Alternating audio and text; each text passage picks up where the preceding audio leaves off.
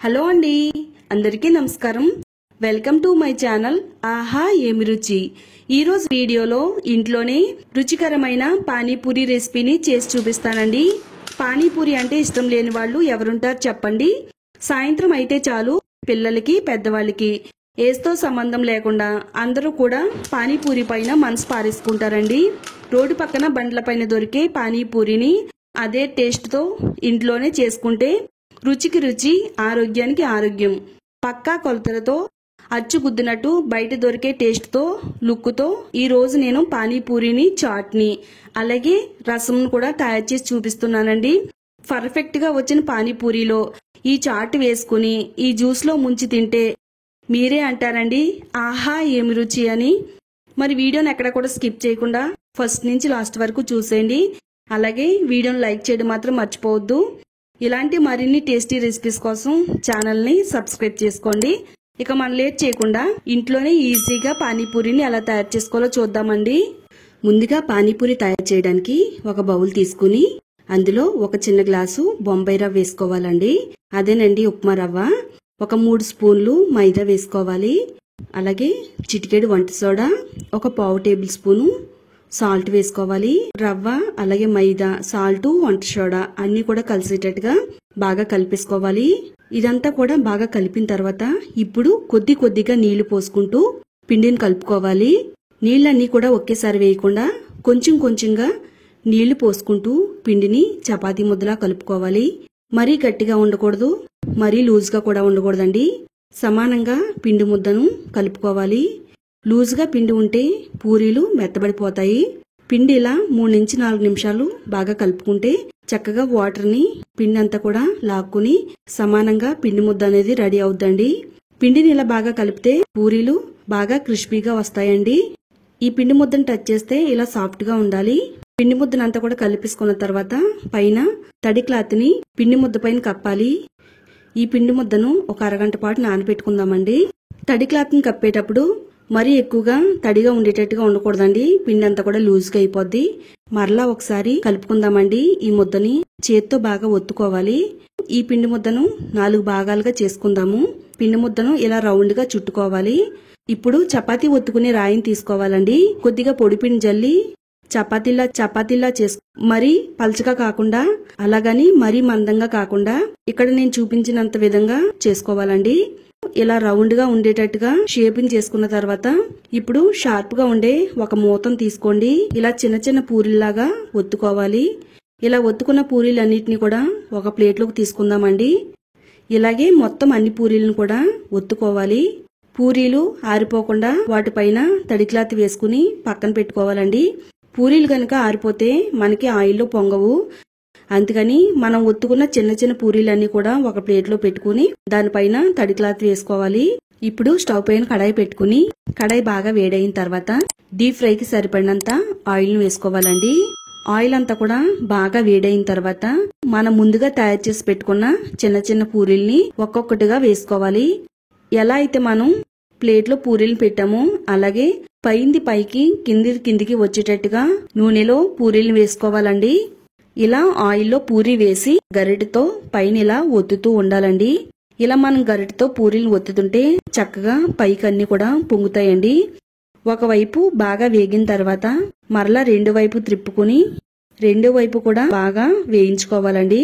ఒక వాయికి 3 పూరీలు చెప్పున వేసుకుంటే సరిపోతుంది. అలాగని ఒకేసారి మనం వేసుకుంటే త్వరగా ఫ్రై అవ్వు, పూరీలు మెత్తగా వస్తాయండి.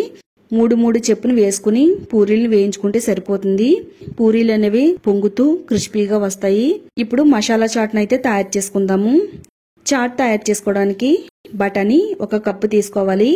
రాత్రి అంతా గాని లేదా ఒక 5-6 గంటలు గాని నీళ్లలో ఈ బఠానీ నానబెట్టాలండి. నానబెట్టిన తర్వాత కుక్కర్లో వేసుకుని 2 విజిల్స్ వచ్చే వరకు ఉడికించాలి. బఠానీ కుక్కర్లో ఉడికించిన తర్వాత వీటిని ఒక బౌల్లోకి అయితే తీసుకుని పెట్టుకున్నానండి.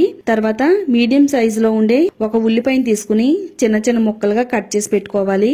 ఉడికించిన 2 బంగాళదుంపలను ఇలా మెత్తగా తురిమికి పెట్టుకోవాలండి. ఒక మీడియం సైజ్ టమాటాను కూడా తీసుకుని ఇలా చిన్న చిన్న ముక్కలుగా కట్ చేసి పెట్టుకోవాలి. అలాగే ఒక పచ్చిమిరపకాయను కూడా ఇలా చిన్న చిన్న ముక్కలుగా కట్ చేసుకుని పెట్టుకోవాలండి. ఇప్పుడు మిక్సీ జార్ తీసుకుని అందులో ఉడికించిన బఠానీ వేసుకుని మిక్సీ పట్టుకోవాలి. సగం వేసుకుని మిక్సీ పట్టుకోవాలి, మిగతా సగం పక్కన పెట్టుకోవాలి. మరీ మెత్తగా కాకుండా ఇలా కచ్చా పచ్చాగా మిక్సీ పట్టుకోవాలండి. చూడండి, ఇక్కడ నేను చూపించిన విధంగా బఠానీని ఇలా మిక్సీ పట్టుకోవాలండి. తర్వాత స్టవ్ పైన ప్యాన్ పెట్టుకుని ప్యాన్ వేడైన తర్వాత 1 స్పూన్ ఆయిల్ వేసుకోవాలి. ఆయిల్ బాగా వేడైన తర్వాత కట్ చేసి పెట్టుకున్న ఉల్లిపాయ ముక్కలు వేసుకోవాలండి. ఉల్లిపాయ ముక్కలు కొద్దిగా ఫ్రై అయిన తర్వాత 1 స్పూను అల్లం వెల్లుల్లి పేస్ట్ వేసుకోవాలి. అల్లం వెల్లుల్లి పేస్ట్, ఉల్లిపాయ ముక్కలు అన్నిటిని కూడా బాగా వేయించుకోవాలండి. ఉల్లిపాయ ముక్కలు కలర్ మారిన తర్వాత ఇప్పుడు టమాటా ముక్కలను కూడా వేసుకుని కొద్దిగా వేపుకోవాలి. ఇందులో 1 పావు టేబుల్ స్పూను పసుపు వేసుకోవాలి. 1 హాఫ్ టేబుల్ స్పూను ఉప్పు వేసుకోవాలండి. 1 స్పూన్ కారం వేసుకోవాలి. అలాగే 1 హాఫ్ టేబుల్ స్పూన్ జీలకర్ర పొడి, 1 హాఫ్ టేబుల్ స్పూన్ ధనియాల పొడి వేసుకోవాలి. అన్ని కూడా బాగా కలుపుకోవాలండి. కలుపుకున్న తర్వాత వీటిల్ని ఆయిల్లో 1 నిమిషం పాటు వేగిన తర్వాత ముందుగా నానబెట్టుకున్న బఠానీ సగం పక్కన పెట్టాం కదా, వాటిల్ని ఇందులో వేసుకోవాలండి. 1 కప్పు బంగాళదుంప తురుమును కూడా ఇందులో వేసుకోవాలి. మిక్సీ పట్టిన బఠానీ ముద్దను కూడా ఇందులో వేసేసుకోవాలండి. అలాగే సన్నగా కట్ చేసి పెట్టుకున్న పచ్చిమిరపకాయ ముక్కలను కూడా వేసుకుని అన్ని కూడా బాగా కలిసేటట్టుగా కలిపేసుకోవాలి. ఇప్పుడు ఇందులో 1 గ్లాస్ నీళ్లను పోసుకోవాలండి. నీళ్లను పోసిన తర్వాత కలిసేటట్టుగా కలుపుకోవాలి. మీకు మరీ చిక్కగా ఉన్నట్టుంటే కొంచెం నీళ్లను పోసుకోవచ్చండి. దగ్గరగా అయ్యేంత వరకు ఉడికించాలండి. ఇలా ఒక 3 నుంచి 4 నిమిషాలు ఉడికించాలి. ఇప్పుడు మనం లాస్ట్ లో 1 స్పూన్ చాట్ మసాలా, 1 స్పూను గరం మసాలా వేసుకుని అంతా బాగా కలిపేసుకోవాలండి. 1 నిమిషం పాటు ఉడికిన తర్వాత దీనిపైన కొద్దిగా కొత్తిమీర తరుగును వేసుకోవాలి. అంతేనండి, మనకి మసాలా చాట్ అయితే రెడీ అయిపోయింది. రోడ్ సైడ్ పానీపూరి బండి దగ్గర కూడా అచ్చం ఇలానే మసాలా చాట్ చేస్తారండి. అదే టేస్ట్ వస్తుందండి. తర్వాత ఇప్పుడు పానీని తయారు చేసుకుందాము. పానీని తయారు చేసుకోవడానికి మిక్సీ జార్ తీసుకుని 1 గుప్పెడు కొత్తిమీర తరుగు వేసుకోవాలి. 1 గుప్పెడు పుదీనా తరుగు కూడా వేసుకోవాలి. 1 పచ్చిమిరపకాయ, 1 ఇంచు అల్లం ముక్కను కూడా వేసుకోవాలండి. దీనిపైన మూత పెట్టేసి మెత్తగా అయ్యేటట్టుగా మిక్సీ పట్టుకోవాలి. చూడండి, వీలైనంత మెత్తని పేస్ట్ లాగా ఇది మిక్సీ పట్టుకోవాలి. తర్వాత 1 కప్పు చింతపండు రసాన్ని కూడా రెడీ చేసి పెట్టుకోవాలి. ఈ రసాన్ని ఈ మిక్సీ జార్ లో కొంచెం వేసుకుని స్పూన్ తీసుకుని మొత్తం అంతా కూడా కలిపేసుకోవాలి. కలిపిన తర్వాత ఒక బౌల్లోకి స్ట్రైనర్ సహాయం ఈ రసాన్ని స్ట్రైన్ చేసుకుందామండి. మొత్తం మిక్సీలో ఉండేదంతా కూడా స్ట్రైన్ చేసేసిన తర్వాత మిగతా చింతపండు రసాన్ని కూడా స్ట్రైన్ చేసుకుని ఇందులో వేసేసుకోవాలి. 2 గ్లాసులు నీళ్లు పోసుకోవాలండి. నీళ్లు పోసిన తర్వాత 1 హాఫ్ టేబుల్ స్పూన్ సాల్ట్ వేసుకోవాలి. 1 హాఫ్ టేబుల్ స్పూన్ కారం, 1 స్పూన్ చాట్ మసాలా వేసుకోవాలండి. లాస్ట్ లో 1 పావు టేబుల్ స్పూన్ నిమ్మ ఉప్పు కూడా వేసుకోవాలి.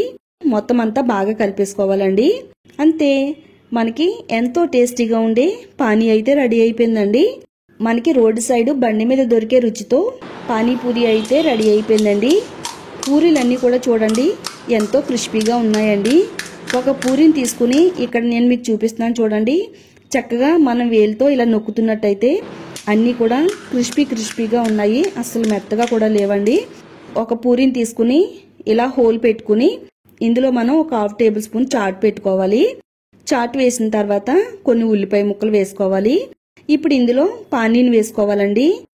ఇలా మనం పానీపూరిని తయారు చేసుకుని చాలా ఇష్టంగా లెక్కలేనన్ని తినేస్తారండి. మరి పిల్లలే కదండి, పానీపూరి అంటే పెద్దవాళ్ళకి కూడా ఇష్టమే. కాబట్టి మనం ఒకసారి ఇంట్లో తయారు చేసుకుంటే కడుపు నిండా పెద్దవాళ్ళ దగ్గర నుంచి పిల్లల వరకు తినొచ్చండి. హెల్త్ కూడా మంచిదండి. మీరు కూడా ఇంట్లో తయారు చేసి ఈ పానీపూరి ఎలా వచ్చిందో కామెంట్ సెక్షన్ లో షేర్ చేయడం మాత్రం మర్చిపోవద్దండి. అలాగే వీడియోని లైక్ చేయండి. ఈ వీడియోని మీ ఫ్రెండ్స్ కి, రిలేటివ్స్ కి కూడా షేర్ చేయండి. ఇలాంటి మరిన్ని రెసిపీస్ కోసం ఛానల్ ని సబ్స్క్రైబ్ చేసుకోండి.